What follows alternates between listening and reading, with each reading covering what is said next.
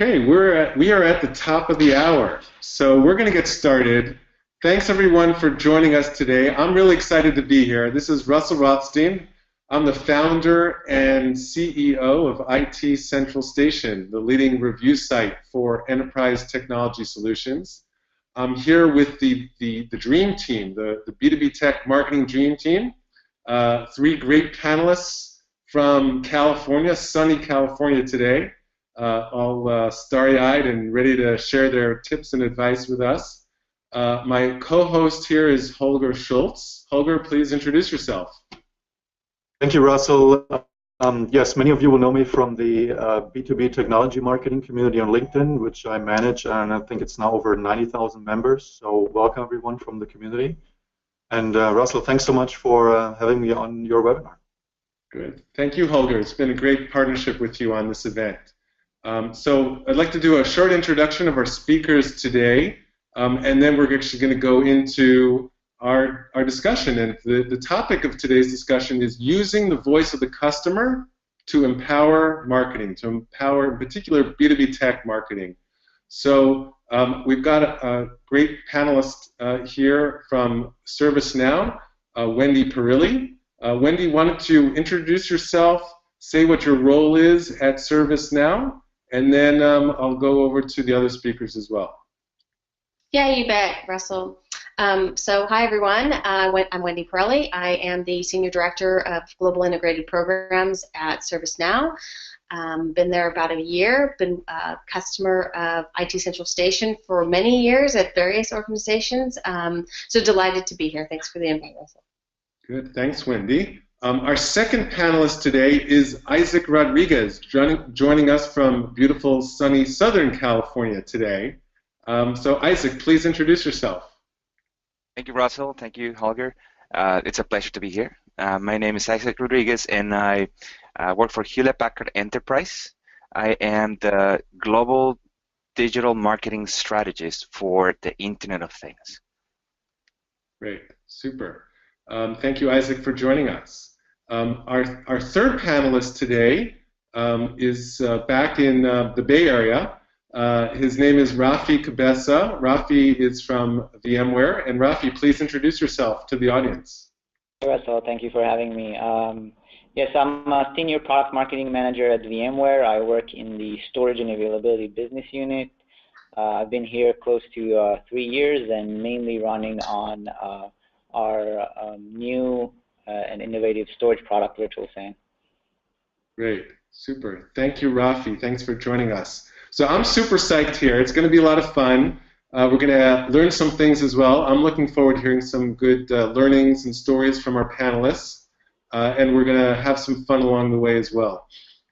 Just a couple of housekeeping items before we get into the main agenda here. So for all of you who are on the webinar today in the live mode, you can enter questions in the right panel. Feel free. We have a few questions that Holger and I have prepared, but we'd like to make this as interactive as possible. So please do submit your questions through the questions and chat window on the right side of your screen, and we will take as many as we can during this session. I'll also say that there's also, if you've got a chat, you can also chat, I believe, to the rest of the participants as well. That's a chat window, so there's a questions window and a chat window. So, and I will also remind everyone, we plan to send out at the end of today's webinar a link to the recording. It will be sent out, if not today, then by Thursday. And that will enable you to either share this with your colleagues, or if you missed anything, so you'll get an archived recording link that you'll be able to use. So let's get started. The topic of today's conversation is the voice of the customer and empowering marketing. So before we get to our first questions, I'd just like to preface it because that's something that I've been thinking a lot about since I co-founded IT Central Station. We've been in business for 5 years now, People have called us the Yelp for enterprise technology or the TripAdvisor for enterprise technology. And that's because the voice of the customer has really changed the way marketing is done, changed the way people make buying decisions.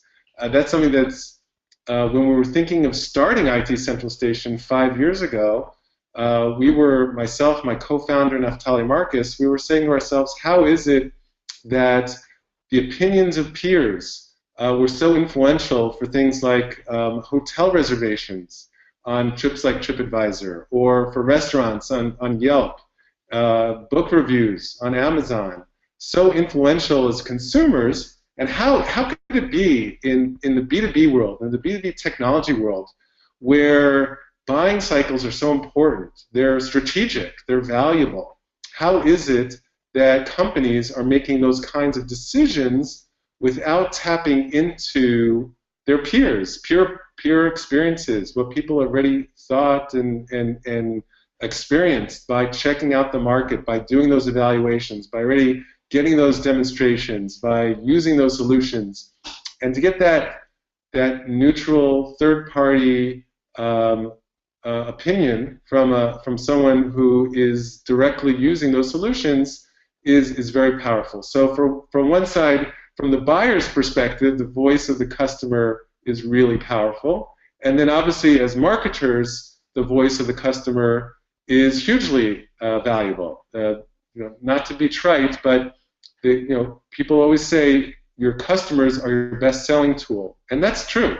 Customers are your best-selling tool. So how the topic of today's panel is, how do you effectively leverage the voice of your customer for B2B tech marketing? So I'm going to pass it now over to the panel. We're going to start with our first question here, and as I said, if anyone out in the audience has questions, feel free to enter them into the right side of your window, and we will be taking questions as we go along. So we're going to start it off because we've got this brain trust of marketers from some of the leading technology companies in the Bay Area, in California today, Hewlett Packard Enterprise, VMware, ServiceNow, really some of the top leading innovative companies out there in the tech market.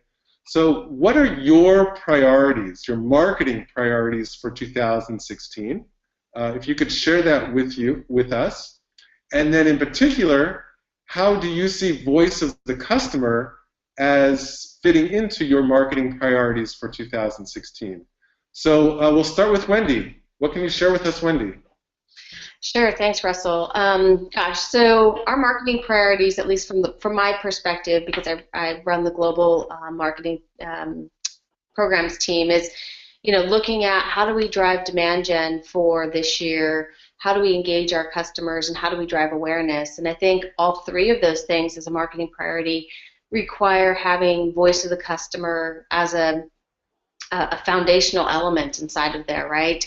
If you look at just your standard demand gen to help drive new customers, new prospects into your funnel to build your pipeline, the most effective way to do that is through other customers talking, happy customers talking with prospects. I mean, I've seen it over and over again where you've got somebody who's got some interest and you bring a customer in who's had some experience, and it just accelerates that pipeline opportunity, for the sales team. So I'd say those are our priorities this year. Is how do we keep our customers happy and continue to drive customer marketing? How do we drive new audience acquisition using our customers to help drive that velocity? And then how do we drive awareness? And awareness is all about word of mouth and people talking with each other. And so, another really great use of voice of the customer and communities to do that. Great, thank you, Wendy. And ServiceNow, for those of you who don't know, is probably, from what I've seen, the #1 most innovative company in terms of using communities and customers. It is they've integrated communities and customer advocacy throughout the entire company. It's part of their DNA. So it's no surprise that Wendy, you're looking at it from the demand gen primarily lens, that is central to the way you're looking at it. So thanks for sharing that with us. We're going to move over to Isaac Rodriguez from Hewlett Packard Enterprise. What are your, just to remind everyone, what are your priorities, marketing priorities for 2016, Isaac? And how does the voice of the customer fit into those priorities? Absolutely. So first of all, I have to say, I have to praise the title of the webinar, how to use the voice of the customer to empower your marketing. It's I specifically like the word empower. It coincidentally, it's a verb that we at HPE are using a lot. It's part of our core messaging areas. It really is about enabling our customers, right? And as a marketer, I think that's where my priorities lie. How can I empower my marketing with existing data, right? It's all about capturing the performance from previous campaigns and using that to derive insights and analyze and really predict how we're gonna perform in the future, right? Really finding those buckets of user or target audience and what type of content it really performs in a way that it helps me achieve our goals. So one of my first priorities would be that, leveraging data from campaigns to deliver accurately in time and form the content that our target audience wants. And that also speaks to which stage in the buyer's journey I'm going to focus on. The Internet of Things as a marketing effort is pretty young at HPE. We don't have a lot of time, even though we have several solutions that have been in the market for years. So we have to drive awareness as a united front, and that means addressing our target audience on the earlier stages, right? And this is where the voice of the customer, I think, is very important. We need to engage with our customers in conversations, really not only helping them understand what the Internet of Things means on the enterprise side. You know that there's a lot of buzz around the Internet of Things. It's one of the hottest topics in major tech conferences. So we have to help them understand what is it that it really means to their business, how they can harness the power of the Internet of Things to derive value. And I think that's part of my job as a digital marketer, to bring them the content that helps them come to that conclusion. And I think it's very important to keep that channel of communication with the customers in real examples, really giving them real use cases on how they can really derive value from the Internet of Things. So that would be my second priority: really generate that type of content that helps them understand and generate the generate awareness. Great, thank you, Isaac. Before we get to Rafi, I just want to, because you mentioned, Isaac, the different stages of the sales funnel, or the different stages of the buying process, depending which side you're thinking of. So the different stages of the funnel, there's actually new research that just came out this month from IDG Enterprise. That was a major study about the role of user-generated content and other types of content in the buying process for marketing and sales. And it's found that, no surprise, that product reviews and peer opinions came out #1 in terms of the most sought-after content by buyers in the buying process. But it actually went a step further and actually went into the different stages of the buying process. So it looked at the top of the funnel, determining requirements, and then further down the funnel, evaluating solutions, building a short list, selling internally, and then authorize and approve. And what's amazing is that peer content, specifically product reviews, but other types of peer content, voice of customer content, consistently came out either #1 or #2 in terms of the most sought after content at each of those stages. So both from the top of the funnel as well as at the bottom of the funnel. You know, more than analyst research, certainly more than vendor-created content, and more than the traditional editorial content. So just wanted to note that. If anyone would like a copy of that research, I'd be happy to send you a link to that on the IDG website. You can just contact me at the end of this event, russell@itcentralstation.com. Be happy to share that research with you. So now we're going to get over to our third panelist, Rafi Cabeza. And Rafi, can you share with us what are your marketing priorities for 2016, and how does the voice of the customer fit into that? Sure. So we have three main marketing priorities for 2016, and the voice of the customer is an integral part that kind of weaves into all these top priorities. So first, we want to continue build awareness for our product. Storage product from VMware is something very new. We are trying to kind of disrupt a pretty big $40 billion industry here with this product. So continuing to build awareness for this type of product is very important. And also, we just released a new edition of the product with some new and exciting features. So we want to, get the awareness for that new release up there with all the other product features that we already have. So the voice of the customer in that priority in building awareness is, of course, getting customers to talk about our product. So when a customer, kind of vouches for a certain feature in the product or is experienced with a product, it is much more powerful than me or VMware coming and saying, "Oh, this is great. This works this way." When it's a peer from a certain industry, from a certain business, vouching for that feature, it's much more powerful for people in his industry or business type. Second priority would be increasing the quality of our leads. We don't really have that big of a problem collecting leads, but the quality of leads can have a lot of variance, so we're trying to improve that, and obviously the conversion rates of those leads. Voice of the customer, of course, helps us generate better leads, customers that coming because they heard about the product from other happy customers are obviously better leads.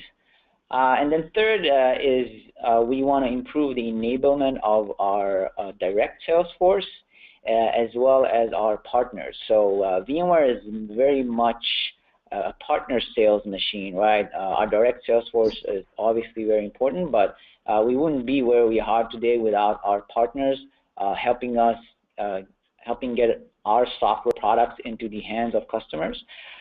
So a very important part of it is enabling our partners, and enabling our partners is also arming them with product reviews or customers' reviews of our product, testimonials, case studies, numbers, quotes that can help them take that to their customers to convince them to buy our product. Super. Thank you, Rafi. So we're going to, I see that there are already questions coming in, which is great. We're going to go to, Holger is going to ask our next question, and then after that we'll take some questions from the audience. So over to you, Holger. Thank you, Russell. So the next question we have coming in is, it's a good one. It's focusing on the bottom line. So the question is, how does engaging with contacts that are in your peer conversation, how does it impact your business and revenue goals, right? So Wendy with ServiceNow, let's start with you. How does engaging with contacts, how do the peer conversations, how do they impact your bottom line? Oh gosh, I mean, a huge impact, right? I mean, ServiceNow is very similar to VMware. I mean, I worked at VMware back in the day when it was only 3,000 people as well, and I remember how passionate customers were there. ServiceNow is exactly that same company. The customers are so incredibly passionate about the technology and about the impact that the product's making to the business, that without the voice of the customer, the company wouldn't be what it is today. And I'd probably say the same thing about VMware. It's probably got the same history that made it the company that it is truly founded on the fact that their customers were happy, and they were, as I like to make reference to it, they were cult-like. They came together as organizations even without our support, and they evangelized for us. And ServiceNow is seeing that same experience, right? People are coming together in user groups out in the field with, not 10 or 15 people, but hundreds of people coming together.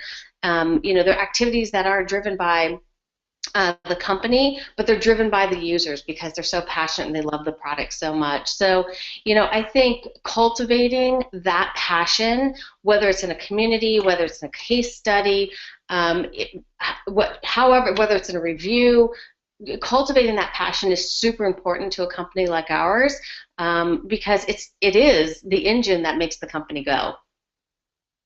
Very impressive. Thank you, Wendy. Isaac, what do you see? How is engaging context and peer conversation, how is it impacting your business, your bottom line? I think engaging, like you said, engaging with our target audience in real time, having a real voice, engaging with them is essential. I think when using the right platforms, being that a forum, a review site, anything, social media is a very powerful tool. I think that any of those platforms have the power to make or break a business, big or small. So I think it's very important to have that conversation, real conversation with peers, and helping them understand what your brand has to offer. And that's on a one-to-one conversation, brand to peer. And what I think is very powerful is by having that conversation, you can turn those peers, people out there, into your own followers, into your own loyalists, right? And that kind of creates this ripple effect in turning others into your own followers, right? Kind of builds that earned brand value. And I see a lot of value in that. From my perspective, again, because we are such a young marketing team, I think it's important to start cultivating that. There's a lot of buzz from a lot of companies around the Internet of Things, and so we want people to know that we are here, that we have a really broad portfolio, and we want them to not only understand what we have, but we also want others to see from influencers what we have to offer, and by seeing those the people who are perceived as technically savvy or people who are knowledgeable in the Internet of Things, they can help us extend that message. So I think it's a really big priority. Even though it's awareness, it's going to be difficult to translate that into actual return on investment, but you can see how your voice is being extended by the growth in your communities and analyzing those conversations. Excellent. That's a great example, by the way, of those network effects, right? You get in large communities and how big an impact they can have on your business. Rafi, VMware, what do you see in terms of impacting revenue goals, impacting your business through engaging in the community? Yeah, I think one thing that is super important to a new product is getting those early peer reviews, or getting those early customer testimonials that the product does deliver on the promise.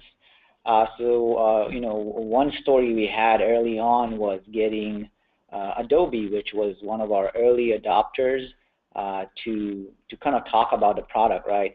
So just from a mechanical, perspective, there was a lot of legal hurdles into getting them on board. I can elaborate on that later if we get to that topic. But once we had that brand name, it kind of exponentially impacts other customers. And then as that first big name comes in and other big names comes in, some of them, choose to stay more private, so they would, maybe talk to another customer on the call versus, being featured on our website or have a video. But, we can definitely see that in our bottom line, right?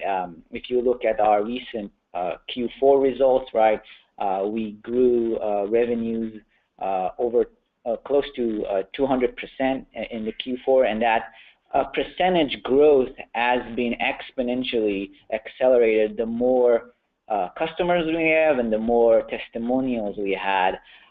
So, while it's very hard to really quantify and tie a customer review to a successful sale, there's almost not a single day where I'll have some salesperson asking, oh, do you have a customer reference in this industry with this use case, right, and that business size, right? There's always that need for validation from peers with new customers. Exactly. Great examples. Thank you, Rafi. Russell, back to you. Yeah, so we already have a lot of questions that have come in through the questions panel, which is great. Please keep them coming.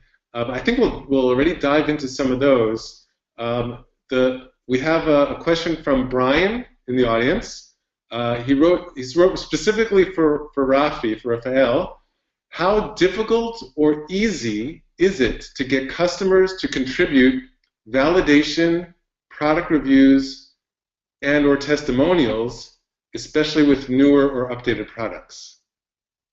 Sure.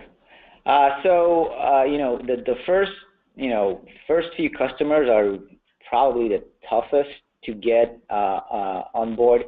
I think the hardest part would be not really the users, right? If your product is good, right, and you work hard on developing a solid product, and the user is happy with what he's using, then maybe that user would be happy to provide a review. But sometimes from a company perspective, right, there's legal requirements to provide a public review. So that part is usually the biggest hurdle, at least from our viewpoint. And then enterprise buyers, the second part is that enterprise buyers are very conservative. So getting those early adopters is very crucial for a new product, and kind of hand-holding them through the process in order for them to be happy and in order for them to be a customer reference down the road is a crucial part. So the beginning, just to summarize, right, the beginning is very hard, but as soon as you get those like early wins with customers, the process will accelerate and you'll have it'll become easier as the product grows. Great, thank you, Rafi. We have a question from Debbie B, which is, how do you get large enterprises? And this is really dovetails with what you said, Rafi. What you said earlier, Rafi, right? How do you get large enterprises with strict rules on endorsing technology providers to become public advocates for you?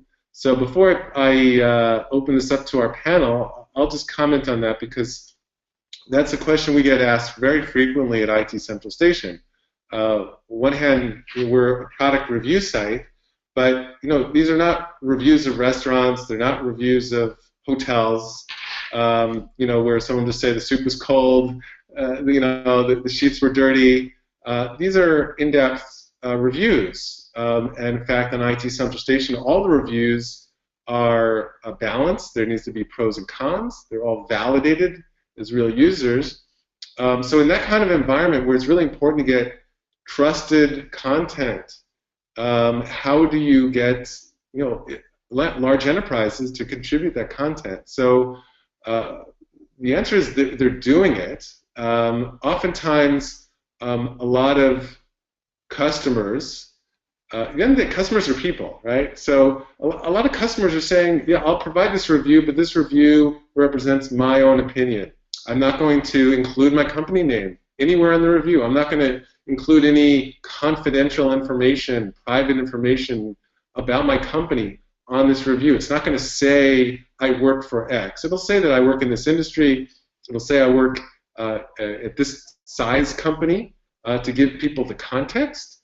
But that's one way that we found that reviewers on IT Central Station, because there's tons of reviews of ServiceNow and HPE solutions and VMware software on IT Central Station by large enterprises. Everything from large financial services companies to everything else. And they're doing it because they're not endorsing a product through the traditional corporate endorsement processes. They're speaking on behalf of themselves. They have the ability to either post privately, anonymously, or with their public profile, but they're not doing it on behalf of their company. They're doing it on behalf of themselves. And in many cases, that gives them the freedom to express themselves and say what they want to say, because it's not being tied back directly to the name of the business. So now I'll throw that out to any of the panelists. Would you like to comment on that as well, in terms of how do you work with large enterprises to get the voice of the customer there? There's can be a lot of red tape, a lot of approvals. Russell, if I may? Sure, go ahead. Thank you. So in my experience, and you and I have worked for a number of years now, in my previous role on the storage side, enterprise storage, I think we had a lot of success on bringing in those customers and having them speak to their experience with our products, with our specific solutions. And I think the secret was to be very much aligned. Speaking about internal references, right? Customers from the company who would like to speak. I think it's crucial to make the internal ties with the people, with the teams in charge of building that relationship. Like you mentioned, there's a lot of red tape around them, right? There's account teams, there's sales teams, there's customer reference teams. There's a lot of layers to that, and customers are really a valued asset when it comes to this to generating content through them. So I think it's crucial to build those relationships with the people in charge of the red tape, so to speak, and really making them understand the value of having the customer speak for us, and not only in the traditional ways as we're generating those customer references, so the case studies, but in really looking at what's really new out there, how social media is changing our lives, and how their voice through those channels are probably just as important as any of those other standard documents that are generated out of our customers. So that would be my recommendation to anyone, to really start building those relationships internally. Great. Thank you, Isaac. Okay, so our next question, Holger, why don't you pick? Yeah, let me take over with our next. Ask a tough one. Let's get some fire and smoke going with our panelists here.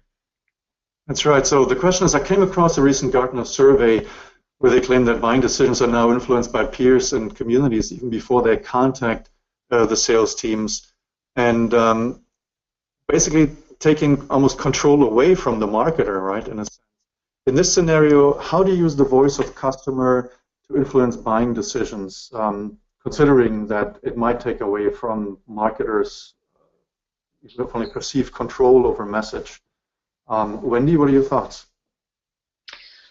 So, I think if I understood the question right, Holger, or the comment, it sounds like it takes a long time before a customer is really ready to talk to a salesperson, and I don't think that's anything necessarily new, but I do think there's lots of different ways for people to engage. I mean, the comment that Russell made earlier about, I think you said it was IDG and the survey of peer reviews being the #1 reason or way people engage. I think that's also probably not new news. I mean, I've been doing marketing for a very long time, and peer reviews always seem to come to the top. But I think as marketers, we always were like, okay, but what does that mean? Like, are they talking at a barbecue, or are they, like, having coffee together? What does, this peer interaction really mean? And I think, now we have the opportunity to see what it really means.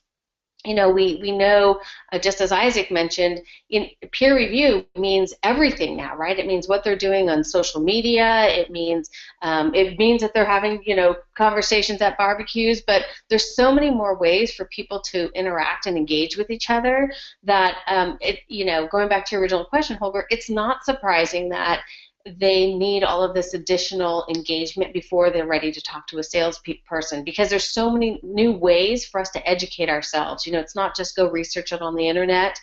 It's, research it on the internet and go read an article and maybe go, read an analyst paper. But at the end of the day, the voice of the customer, I mean, we've all been in those situations where you've done a bunch of research, but you don't know what the truth is, right? Every vendor's out there selling you something. So how do you peel away the sales element and get to the truth of the matter? Like, you want to talk to other people like you who have been in these same situations to understand things like, how hard was it really to implement it, and how much did it really cost, and what was the post-purchase experience, right?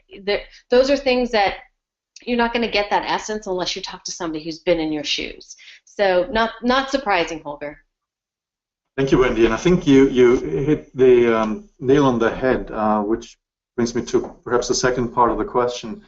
Why do we believe as marketers, why do we think that peers are looking for that input, relying so much on peer input, right? And perhaps, in a sense, discounting vendor-centric content and marketer-generated content and value so highly that peer feedback. Isaac, Rafi, what are your thoughts on why, what motivates folks to rely on peer feedback and peer input? What makes that input so valuable? So I don't think our message as marketers is less important to that extent. I think that's kind of an initial education process for a customer, right? He kind of sees a product, he learns a little bit about the features and function of a product, right? What is this product about? Well, when the bottom lines, hit, and he wants to know how this product will specifically work in my environment, with my use case, right? With the applications I'm running in my IT data center, right? I want to go talk to somebody who already did that, right? Even as as personal consumers, we kind of follow the same line, right? Even if I go buy, I don't know, a TV, right? I don't know whether that TV really fits my needs, and maybe I'll go talk to a friend of mine that has similar taste, and I don't know, mainly bought that to watch movies, for example, and then he says the quality of watching high definition movies is really good on this particular TV. So the same goes for IT products, right? Every customer has its own special word, and he wants validation from somebody in a similar environment to his to validate that he's making a smart choice by buying a product.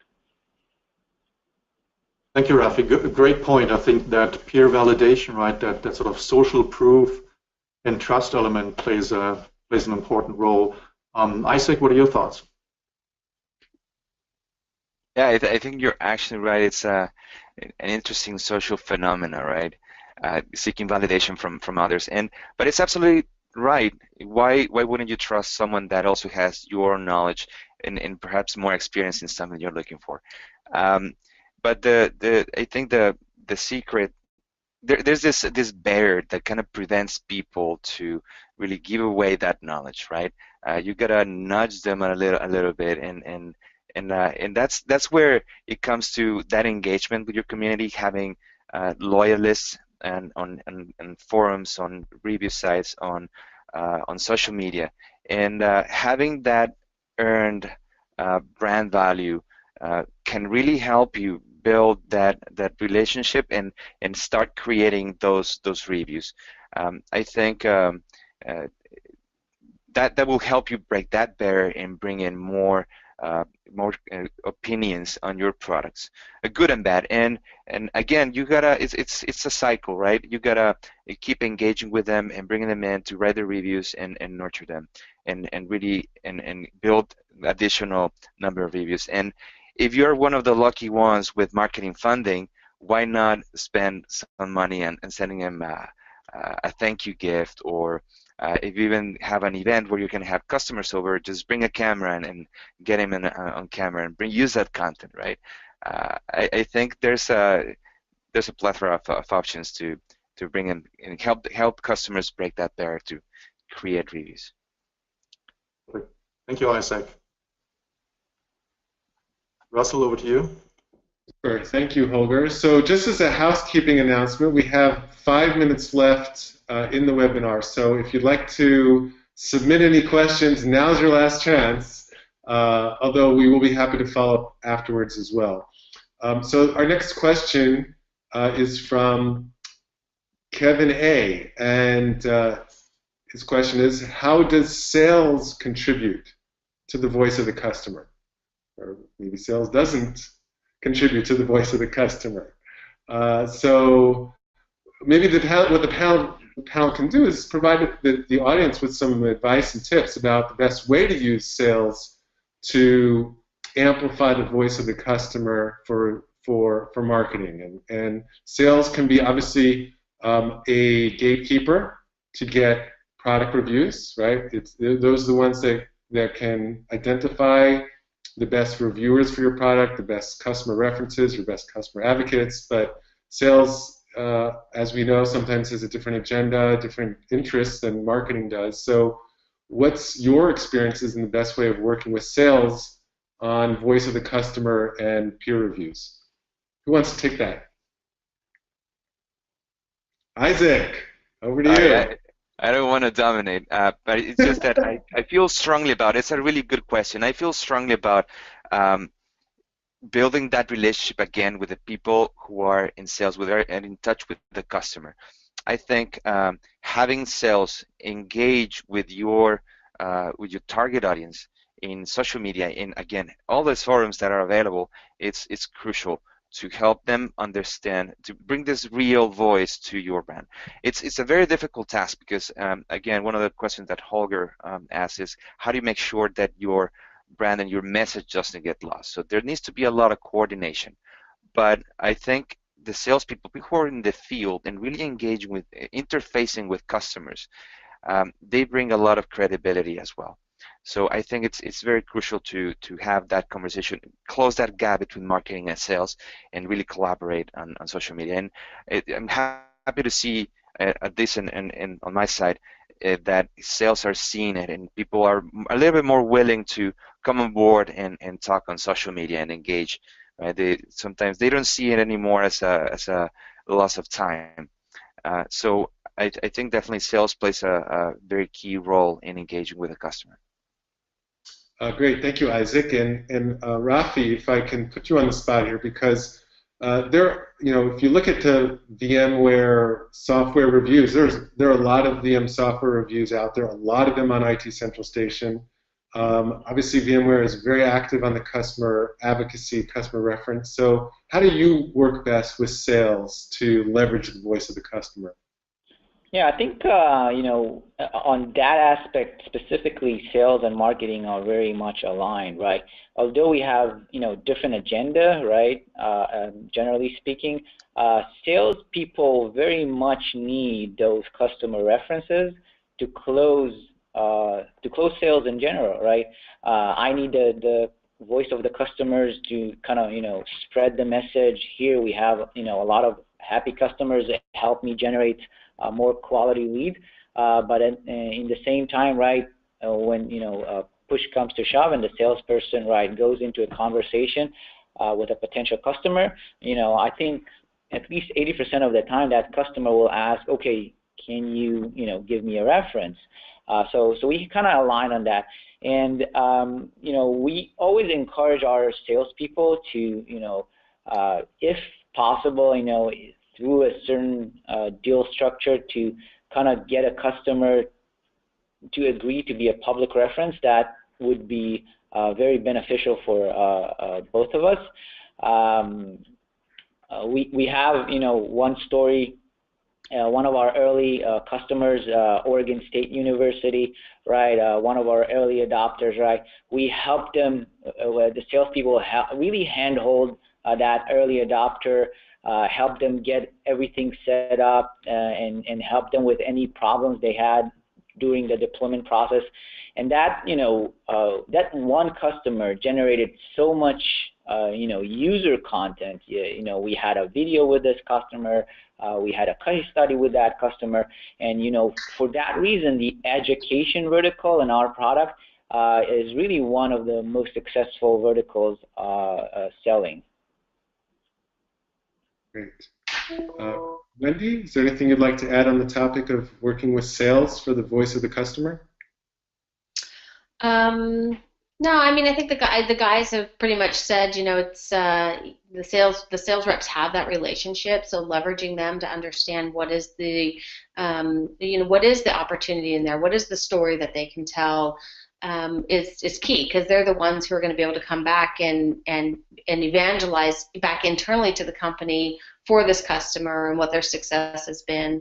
One of the programs that we actually have inside our organization is a program which is like a champion enablement program. So we identify customers who are passionate about the technology, and we actually go back in and enable them to be evangelists, whether it's inside their own organization, through events like this, speaking events, what have you. So kind of like Rafi said, you want to go and cultivate those people, because I mean, not only will they be happier as a customer, but personally they'll be happier as well, right? You're helping elevate them personally too. Great, super. So we're coming up to 45 minutes, so we're going to wrap things up here.